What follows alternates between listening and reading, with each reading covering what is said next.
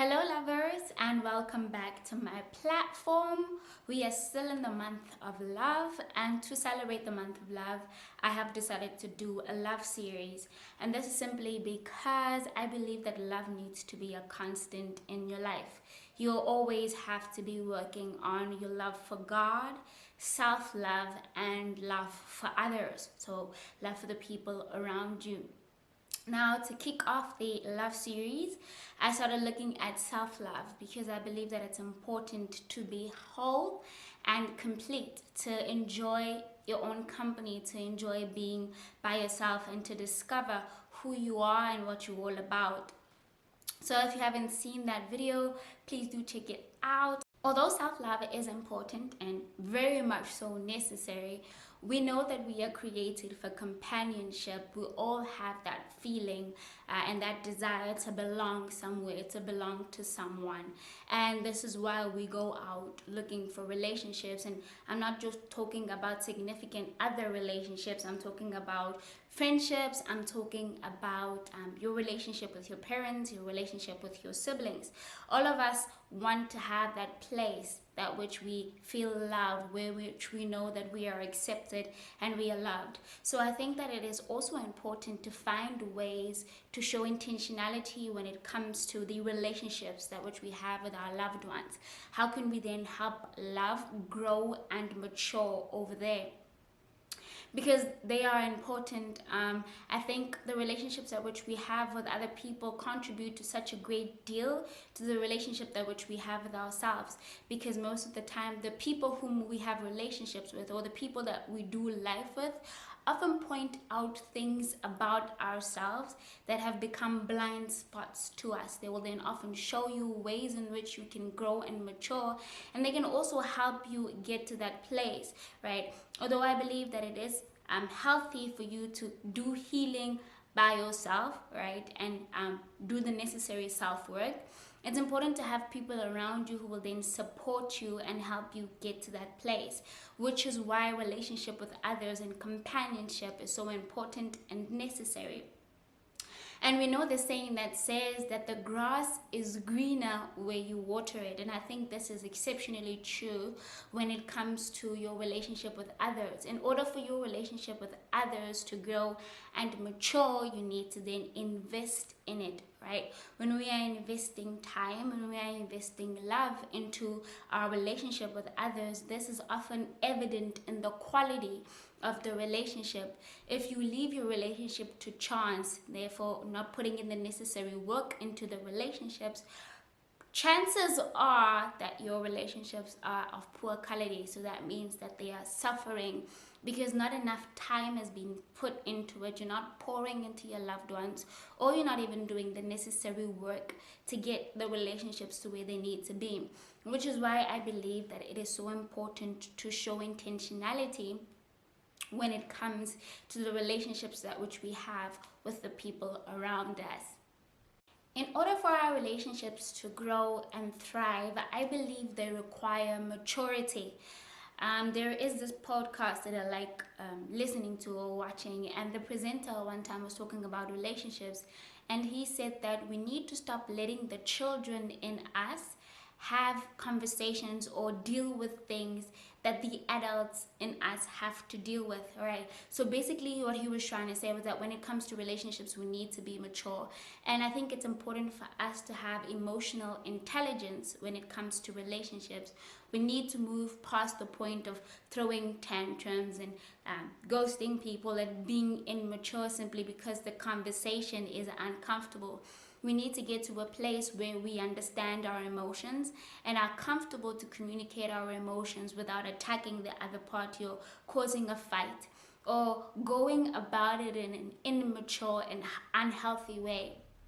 So I think for us to show intentionality when it comes to relationship with others is investing in emotional intelligence, figuring out what triggers you, figuring out what is the best way to communicate. It is also important to then figure out how the other party communicates. So getting to know the other individual as well will help you figure out how to navigate conversations, how to be able to then express the way you're feeling about certain things without actually blowing things out of proportion, or without actually causing arguments and going about it in an unhealthy way.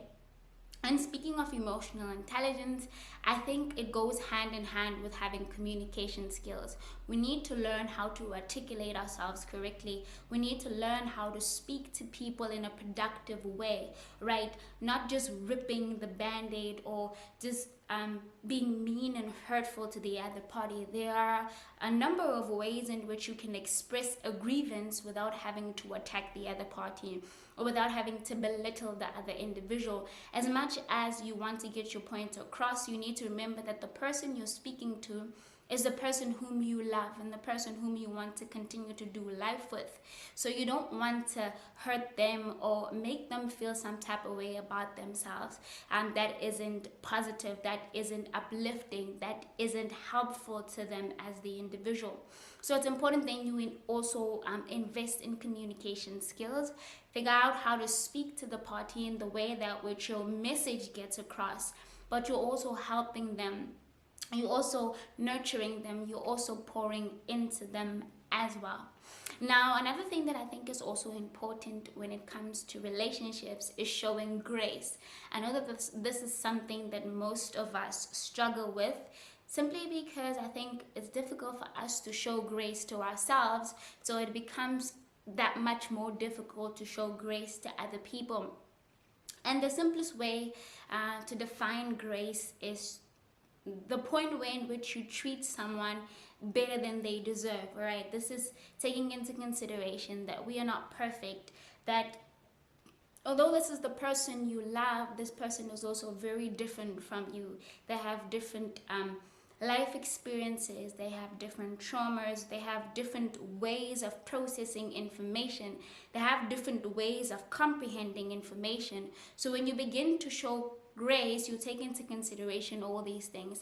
How can I be loving and supportive to this other individual to help them get to that place where they need to get?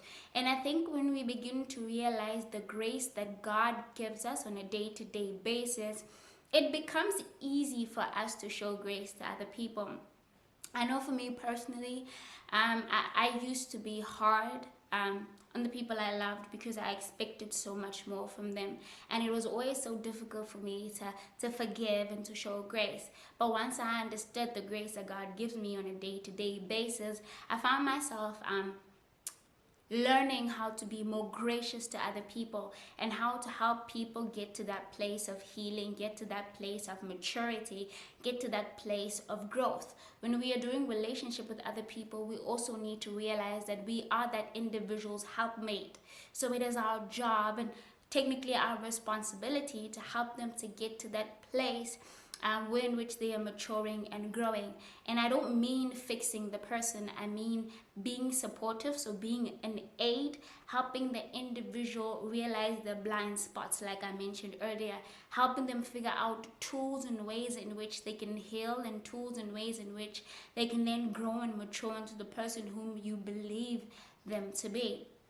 And I think finally a way for us to be intentional when it comes to relationship with others is focusing on the 5 love languages. So obviously if you don't know what I'm talking about, then you must be living under a rock, because the 5 love languages are discussed everywhere. If we talk about love, we talk about the 5 love languages, right? So there's an actual book on this concept, and basically what the book is talking about is that love can be expressed in 5 ways. So it's quality time, is words of affirmation, is gift giving, it's physical touch, and then it is acts of service. And the author goes to say that most of us find it hard to receive love when it's not given to us through the love language that which we have. So in order for us to be able to feel loved by our partners, by our friends, by our parents, it's helpful if the other person expresses love the way in which we receive love. So for example, if you are a person whose love language is words of affirmation, you feel loved when people tell you that you are doing a good job, that you are beautiful, that you should be proud of yourself, or they are proud of you. Whereas if you're a person who enjoys gift giving and someone tells you you're beautiful, or they tell you that you're doing a great job, yes, it's good for you to hear it, but it means nothing to you because it's not your love language. And I think that most of the time our relationships suffer because we haven't learned what the other party's love language is, and we haven't tried to figure out how we can then deposit into them that specific love language, how we can then begin to show them that we love them through their love language. And I think once we get to that place in which we sit down as people in relationship and have conversation with one another, and get to that point in which we understand that the other party feels loved when I do 1, 2, and 3, the other person feels seen and appreciated and embraced if I show them love, or if I give them a gift, or I tell them that they look good, or I hug them every now and then. So I think it's also important for us to invest in that, to invest in understanding the other party's love language. I believe if we continue to pour love into relationship with others, if we continue to protect and provide in the relationship and continue to nurture the relationship, then the love within that relationship will flourish.